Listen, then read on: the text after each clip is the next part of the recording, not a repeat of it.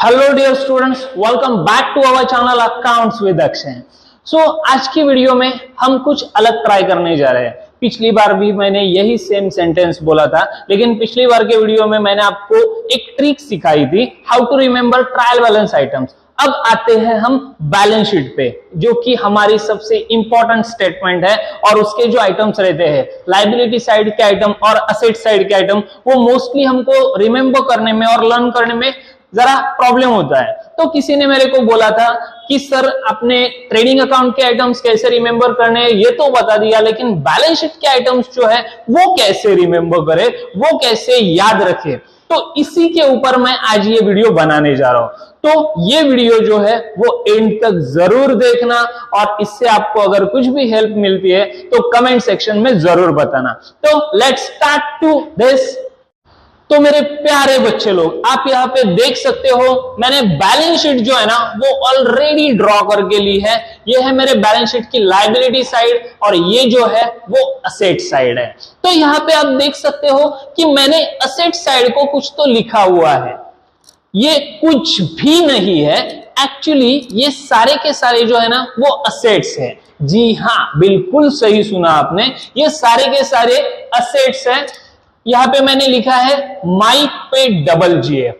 अब ये सेंटेंस सुनने के बाद तो आप 101% यही सोच रहे होंगे कि भाई सर ये कौन सी ऑफर लेके आए हैं, ये ऑफर जो है वो चल किधर रहा है, किधर हम ले सकते हैं ये ऑफर, जहां पे माइक पे ये कौन सा माइक है जहां पे एक नहीं बल्कि दो जीएफ मिल रहे हैं। तो एक बात बच्चे लोग आपको मैं यहाँ पे क्लियर कर देना चाहता हूं कि मैं यहाँ पे कोई भी ऑफर लेके नहीं आया हूं। ये है हमारी ट्रिक, जो ट्रिक फॉलो करके हम सारे के सारे असेट साइड के जो आइटम्स है ना वो हम झट से याद करके लेने वाले हैं। यकीन नहीं आता है तो ठीक है, मैं आपको अभी यहाँ पे दिखा देता हूं। तो यहाँ पे मैं लिखने जा रहा हूं माइक पे डबल जीएफ। सो माइक पे डबल जीएफ। यहां पे आपको डबल का स्पेलिंग जो है वो BL तक ही लिखना है, ओके। और बाद में जो है वो आपको लिखना है GF, जो कि ज्यादातर स्टूडेंट्स लोगों का पसंदीदा वर्ड है। यहां पे आप देख सकते हो M वर्ड स्टैंड्स फॉर, अभी यहां पे मैं सारे के सारे असेट्स लेने जा रहा हूं। तो M वर्ड जो है वो, M लेटर जो है वो, उससे हमको कौन सा असेट मिलता है, मशीनरी। उसके बाद आप देख सकते हो यहां पे I लिखा हुआ है, तो I फॉर इन्वेस्टमेंट। उसके बाद में C यहां पे लिखा हुआ है, तो ये जो C है वो C हम दो आइटम्स के लिए यूज करने वाले हैं। पहला जो आइटम है वो है कैश एंड सेकंड जो है वो है बैंक। मतलब हम यहां पे नॉर्मली ऐसा लिखते हैं कैश इन हैंड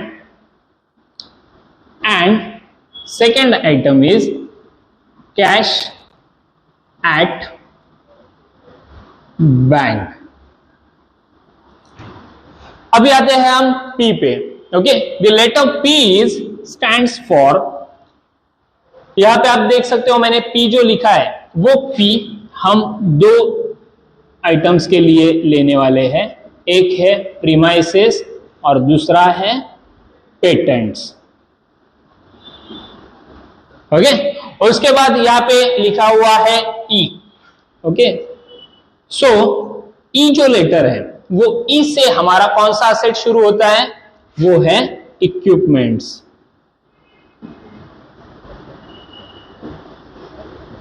बाद में आते हैं नेक्स्ट लेटर पे, वो है D से डेटर्स। यहां पे आप देख सकते हो मैंने स्पेलिंग लिखी है DEBTORS, ओके। डेप्टर्स आपको नहीं बोलना है, इसका जो प्रोनाउंसिएशन है वो प्रोनाउंसिएशन आपको डेटर्स के तौर पे करना है, ओके। ये जो डेटर्स है, डेटर्स का मतलब आपको मैं बाद में समझा दूंगा। यहां पे नेक्स्ट लेटर जो है वो नेक्स्ट लेटर है O, which is stands for outstanding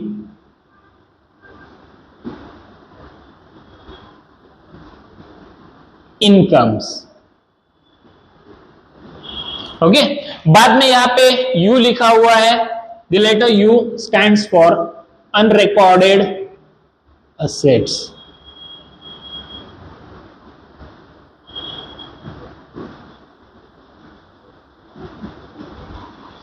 बाद में जो लेटर लिखा है वो है B, which is stands for bills receivable.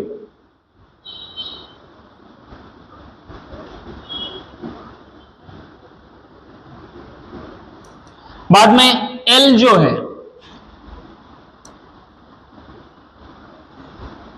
Land and building.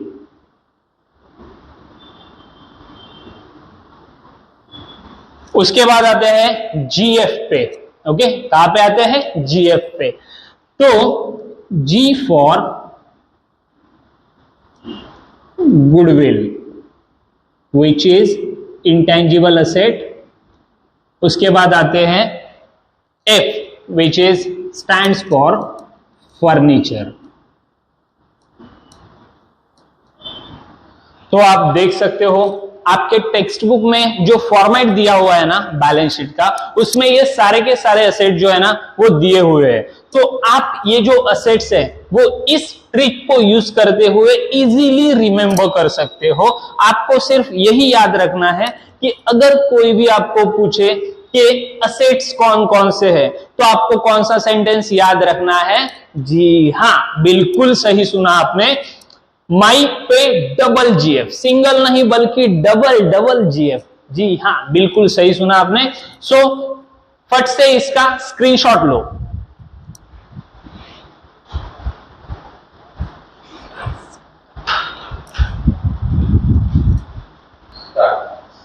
तो डियर स्टूडेंट्स, आप यहाँ पे देख सकते हो मैंने असेट साइड जो है वो आपको डिटेल में मैं बता चुका हूं, जिसका आपने आई होप कि स्क्रीनशॉट भी ले लिया होगा। अब आते हैं लायबिलिटी साइड पे।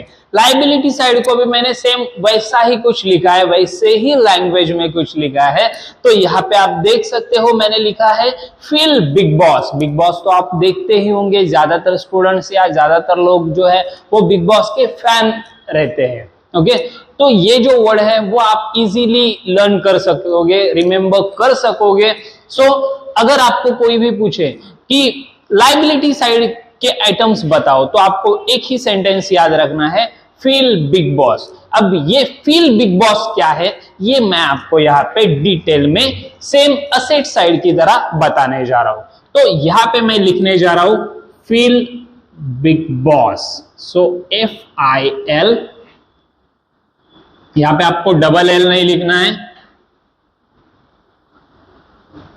Big boss. ओके, सो यहां पे मैंने फील बिग बॉस लिखा है। अब आते हैं इसके लॉन्ग फॉर्म पे। ओके, फुल फॉर्म कौन से हैं ये देखते हैं। सो F लेटर स्टैंड्स फॉर, आप यहां पे देख सकते हो मैंने फील बिग बॉस जो लिखा है। सो पहला जो वर्ड है वो है, पहला लेटर जो है वो है F। एफ से क्या शुरू होता है? तो एफ से सारे के सारे जो फंड्स रहते हैं, वो सारे के सारे फंड्स हैं वो हमको यहाँ पे लेने हैं। मतलब यहाँ पे मैं आपको एक बात क्लियर कर देना चाहता हूं कि जो हर एक आइटम जो दिया हुआ होगा आपको वहां पे, और उसके आगे अगर फंड लिखा होगा, तो आपको वो आइटम जो है वो लायबिलिटी साइड को हमेशा लेना चाहिए। मैं आपको यहाँ पे कुछ एग्जांपल दे देता हूँ उसके। तो रिजर्व फंड है, देन आफ्टर बिल्डिंग फंड है, प्रोविडेंट फंड है। तो यहाँ पे जो फंड जिसके आगे फंड लिखा हुआ होगा ना, वो आपको हमेशा आपको वो लायबिलिटी साइड को ही पोस्ट करना चाहिए। देन आफ्टर आते हैं सेकेंड लेटर पे, विच इज आई। सो इसका मीनिंग है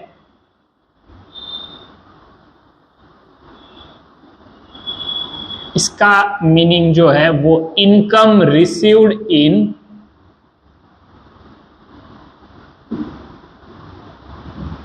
एडवांस, मतलब आगे जाके जो भी मैं इनकम रिसीव करने वाला था वो मैंने आज ही रिसीव कर लिया है, उसको इनकम रिसीव्ड इन एडवांस बोलते हैं।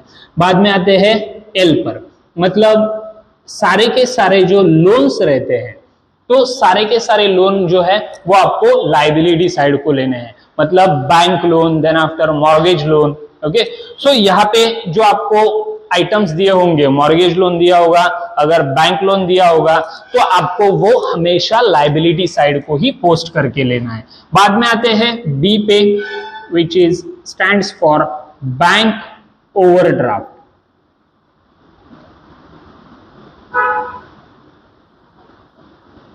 तो बैंक ओवरड्राफ्ट की यहाँ पे आपको मैं मीनिंग बता देना चाहता हूं कि ये जो फैसिलिटी है ना, वो हर एक बैंक अपने करंट अकाउंट होल्डर को प्रोवाइड करती है। मतलब ये कि आपके अकाउंट में अगर 3,000 रुपए है और आपको अर्जेंटली ऑनलाइन पेमेंट करना है 5,000 का, तो आपका बैलेंस तो माइनस में चला जाएगा, क्योंकि आपके अकाउंट पे है 3,000 रुपए और आपको पेमेंट करना है 5,000 रुपए का।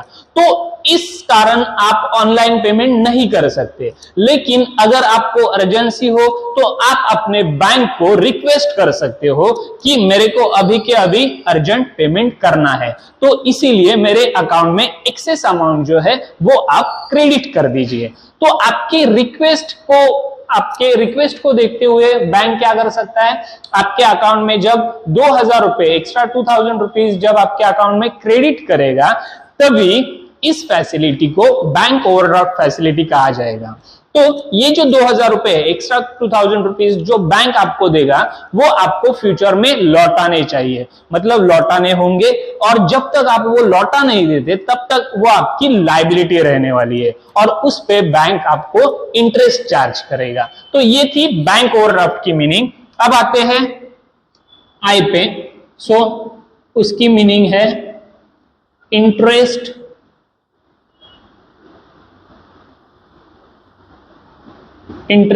On provident fund. Okay, interest on provident fund. Then after आते हैं जी पे, उसकी मीनिंग है जनरल रिजर्व, मतलब कोई भी रिजर्व आपको दिया हुआ होगा तो आपको वो लायबिलिटी साइड को ही हमेशा पोस्ट करके लेना है। मतलब ये जो जनरल रिजर्व है, उसके बाद में स्टैट्यूटरी रिजर्व है या कोई भी रिजर्व होगा, वो आपको हमेशा लायबिलिटी साइड को ही पोस्ट करके लेना है। बाद में हम आते हैं बी पे। यहाँ पे बी लेटर जो है वो यहाँ पे मैंने लिखा है बिल्स पेएबल के लिए। तो letter B stands for bills payable. Then after O letter जो है वो यहां पे मैं लिखने जा रहा हूं आउटस्टैंडिंग एक्सपेंसेस। हमेशा एक बात याद रखिए, कोई भी आउटस्टैंडिंग इनकम अगर होना तो वो हमेशा असेट साइड को आता है, और आउटस्टैंडिंग एक्सपेंसेस अगर हो तो वो लायबिलिटी साइड को आता है। क्योंकि आउटस्टैंडिंग एक्सपेंसेस मतलब अभी तक जो खर्चा मैंने किया नहीं है और मेरे को फ्यूचर में करना है, मैं जब तक वो खर्चा कर नहीं देता तब तक के लिए वो मेरी लायबिलिटी रहने वाली है। सो इसीलिए वो हमेशा हमको लायबिलिटी साइड को ही लेना है, आउटस्टैंडिंग एक्सपेंसेस। उसके बाद लास्ट आइटम जो है वो एस से शुरू होता है, विच इज सन्ड्री क्रेडिटर्स। तो यहां पे आप देख सकते हो कि मैंने लायबिलिटी साइड जो है वो सारे के सारे आइटम्स जो है लायबिलिटी साइड के वो यहां पे मैं लिख चुका हूं, और ये जो ट्रिक है उसको फॉलो करके आप 11th स्टैंडर्ड में और 12th स्टैंडर्ड में इजीली लायबिलिटी साइड के आइटम्स जो है वो आप याद रख सकते हो। तो मैंने असेट साइड भी दिखा दी है और बाद में लायबिलिटी साइड भी दिखा दी है। तो आई जस्ट होप कि आपको ये जो ट्रिक है वो समझ आई होंगी, और इस वीडियो को देख के आपको आपके स्टडी में 101% हेल्प होने वाली है। तो अगर आपको इससे कुछ भी हेल्प मिलती है और आपको ये वीडियो अगर पसंद आता है तो प्लीज चैनल को सब्सक्राइब करना और वीडियो को लाइक और शेयर जरूर करना। Thank you so much.